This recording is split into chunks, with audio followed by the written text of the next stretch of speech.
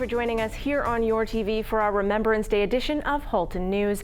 I'm Jessica Kading, and tonight we'll bring you coverage of the services that have occurred around our region, honoring the men and women who have served, those who continue to serve, and those who paid the ultimate sacrifice, giving up their tomorrows so that we may have ours. Before we get to that, we will bring you up to date on our local COVID-19 numbers here in the region. There have been 45 more cases reported in Halton since yesterday, and unfortunately 2 additional deaths. The majority of these new cases are in Oakville and Milton. When factoring in the recoveries and deaths, our new total number of active cases is 476. Burlington is reporting 5 new cases, bringing the total to 88 current cases. Oakville's 235 active cases is up by 24 since yesterday. 15 new cases in Milton brings their number to 129, and in Halton Hills there was only 1 additional case reported. Due to concerns surrounding the increasing number of COVID-19 cases being reported and the restrictions currently in place surrounding public gatherings, Remembrance Day services were different this year. People were asked to observe from home and go to services virtually instead of in person. We had our cameras present around the region today, and we'll bring you to the various ceremonies that have taken place to honor our veterans. Nikki Wesley was in Burlington for their 11 a.m. service. This morning at 11 o'clock, the Burlington Legion broadcast the Remembrance Day ceremony from the Burlington Cenotaph to help keep people safe during the COVID-19 pandemic. Despite the request for people to stay home, many, like Canadian Armed Forces medic Frank Mio, felt he couldn't stay away. You know what? I really wish we could have continued with a service. This was a beautiful service. However, I think if we can protest, we should be able to remember. I have to be with people. I think it means more when you share your remembrance with others. In front of a TV, it just doesn't do it for me. I came out to remember. I had to do it in front of a cenotaph. It was important to me. I've served my country for 34 years. I have a lot to remember. I have a lot to be thankful. And as Canadians, we have a lot to be thankful. I don't think we really understand what a true country, what a true great country we do have. Naval veteran and reservist Greg Wilkinson also attended the ceremony. It's a great event to even come out during the pandemic, to be able to still represent and support military veterans in all wars. We don't want to forget members that are continuing to serve. They're doing a great service to our country, and will always do a great service to our country. More than 2,000 households tuned in to watch the live feed. Royal Canadian Legion City Liaison Bob Ankrit was thankful that everyone came together to help recognized veterans despite the pandemic. I think it's very important to have a ceremony, especially in these trying times with COVID and other things that are happening in the world, simply because of the fact that people need to remember. And the veterans and their families went through so much over the last 100 years in Canada, not just during wars, but at the time after wars, when they built this country back up to the great nation it is. The least we could do during these troubled times is pay homage to those families and those veterans. If you missed the ceremony this morning, it will be made available at burlingtonlegion.com. Reporting for Halton News, I'm Nikki Wesley. Today we remember the many sacrifices made and those who gave their lives in war. Their lives were not lost in vain, lest we forget. In Milton, the Legion held their evergreen ceremony in honor of Remembrance Day. Producer Chris Cox was there to bring you this.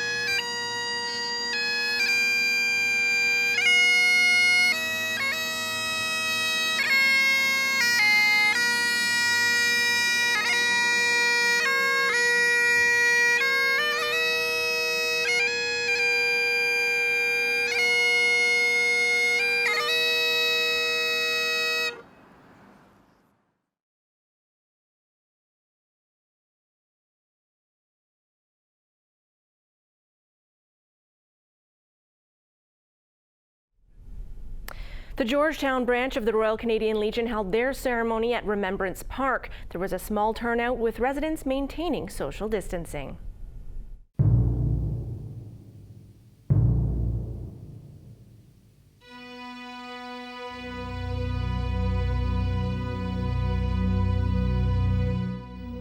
Lord God, who in your great goodness has brought us to this day, we thank you for your protecting love by which we were sustained in freedom.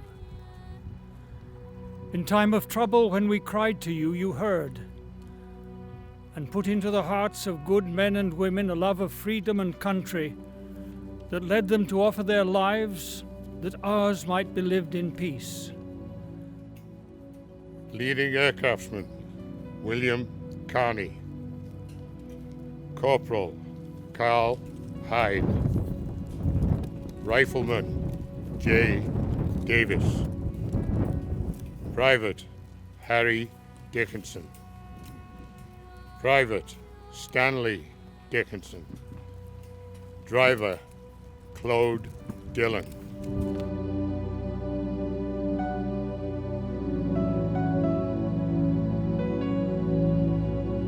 In Flanders fields, the poppies blow. Between the crosses, row on row, that mark our place, and in the sky the larks, still bravely singing, fly, scarce heard amidst the guns below. We are the dead. Short days ago we lived, felt dawn, sunset's glow, loved and were loved, and now we lie in Flanders fields. They shall grow not old, as we that are left grow old. Age shall not weary them, nor the years condemn. At the going down of the sun, and in the morning, we will remember them.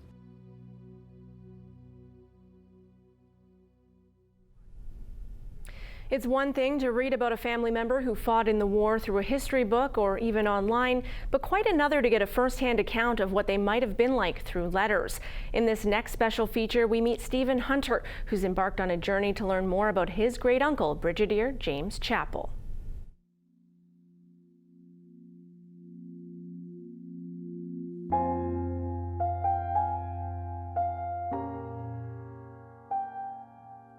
His name's James Chappell. He grew up in Toronto.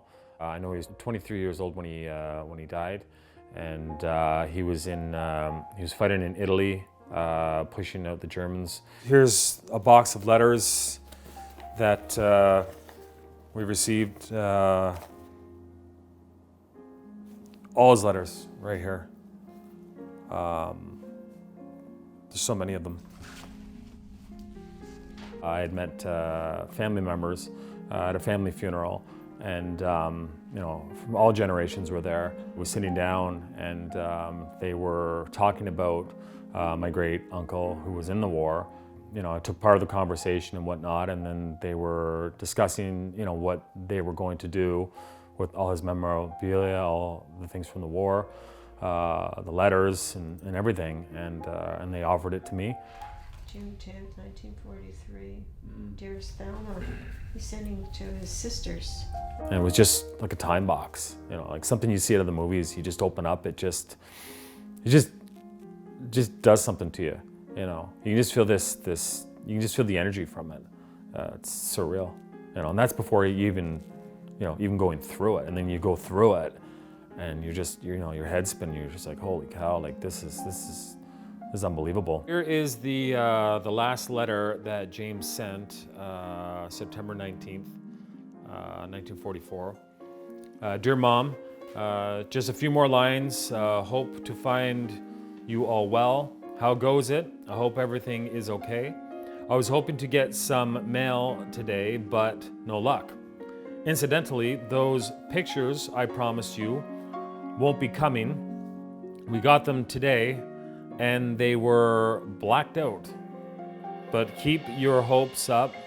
I'll have some taken soon. You just felt like someone had just someone else was in there with you, you know. I mean, that's how strong, you know, the letters and whatnot was there. You just felt like somebody else was there with you.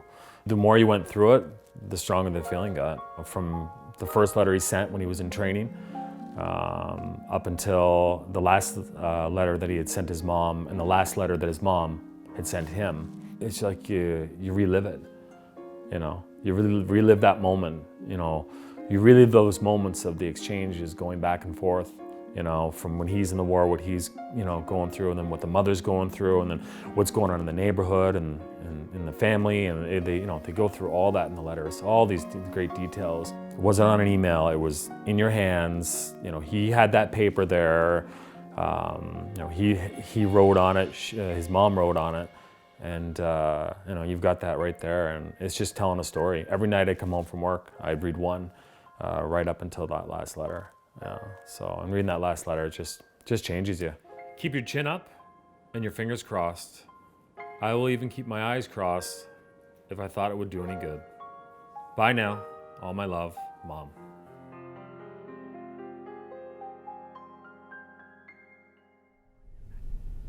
The Burl Oak Naval Veterans held a private sunrise ceremony this morning in Spencer Smith Park. We were able to broadcast the entire ceremony live at 9 a.m. this morning, and now here are some highlights.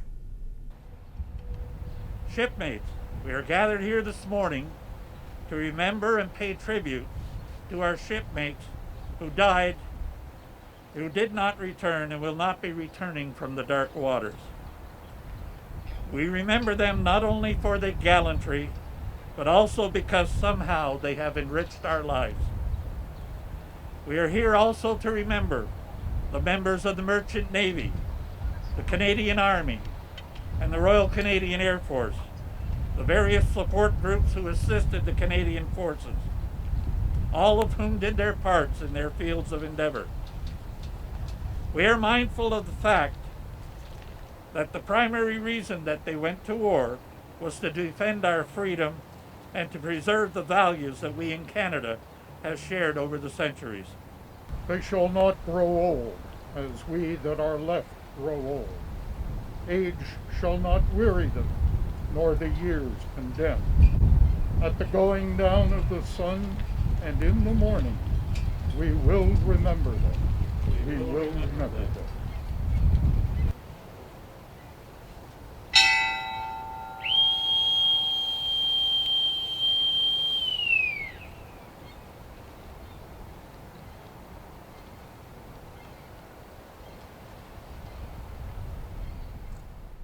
In Oakville today, the service was held in George's Square. We had our mobile unit on site to broadcast that ceremony live. Here's a look at the service held there at 11 a.m. this morning.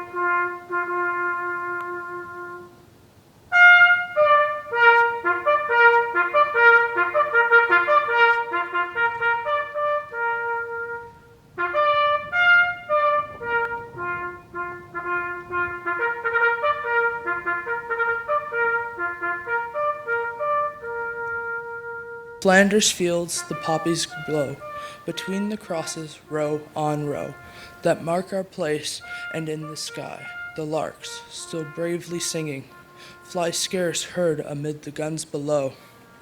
We are the dead, short days ago we lived, felt dawn, saw sunset glow, loved, and were loved.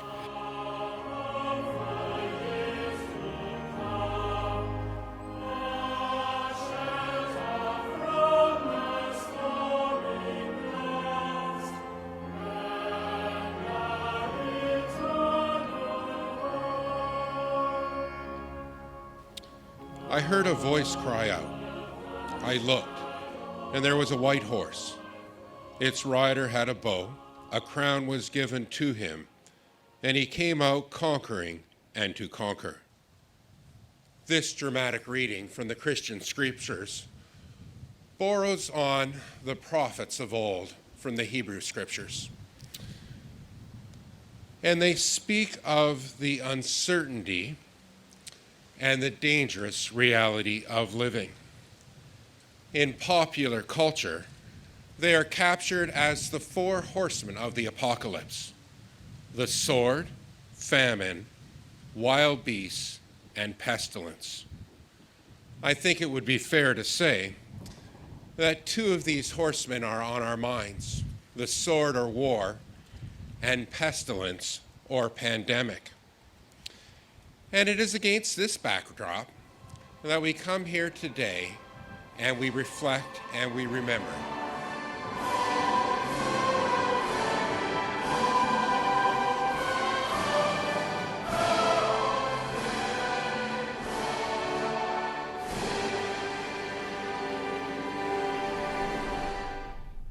Thanks for being with us here on Halton News. We do need to take a short break, but we'll be right back with highlights from both the Milton and Bronte Remembrance Day services.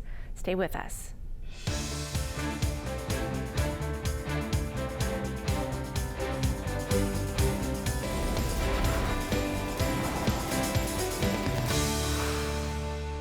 Welcome back to our Remembrance Day version of Halton News. Still ahead, we'll feature the service in Oakville's Bronte Village this past Sunday. But first, here's a look at the wreath-laying ceremony held in Victoria Park in Milton. Ready! Up! Body will advance. Left, turn.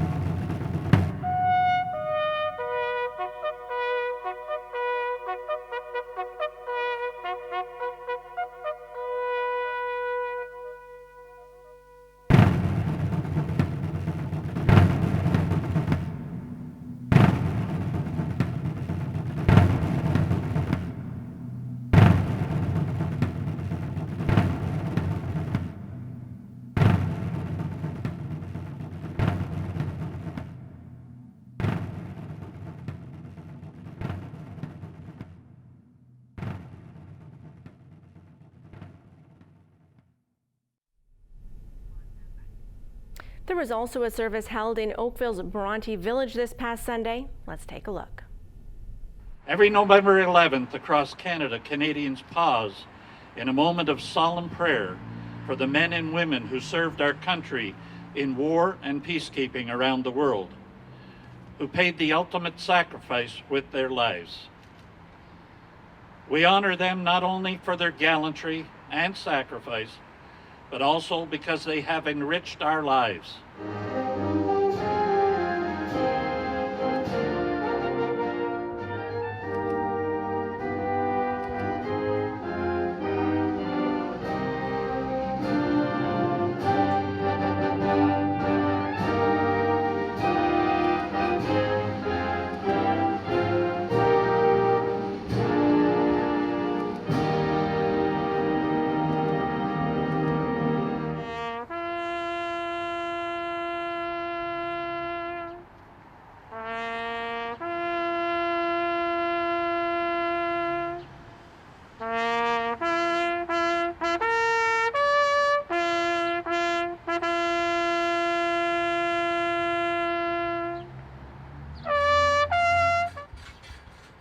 They shall grow not old, as we that are left grow old.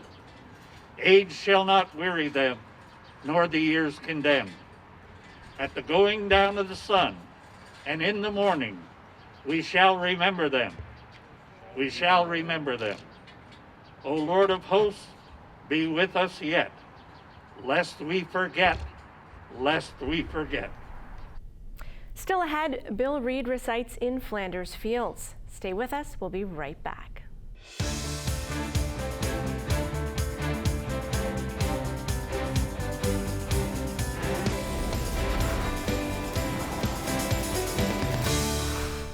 Thanks for staying with us here on Halton News. We will be back live at 5 tomorrow night. And now to close out our Remembrance Day edition of Halton News, I'll leave you with this rendition of In Flanders Fields by Bill Reed. In Flanders fields, the poppies blow, between the crosses row on row that mark our place. And in the sky, the lark still bravely singing flies, scarce heard amid the guns below. We are the dead. Short days ago we lived. We felt dawn. We saw sunset glow. We loved and were loved. And now we lie in Flanders fields. Take up our quarrel with the foe. To you, from failing hands we throw the torch. Be yours to hold it high. If ye break faith with us who die, we shall not sleep, though poppies grow in Flanders fields.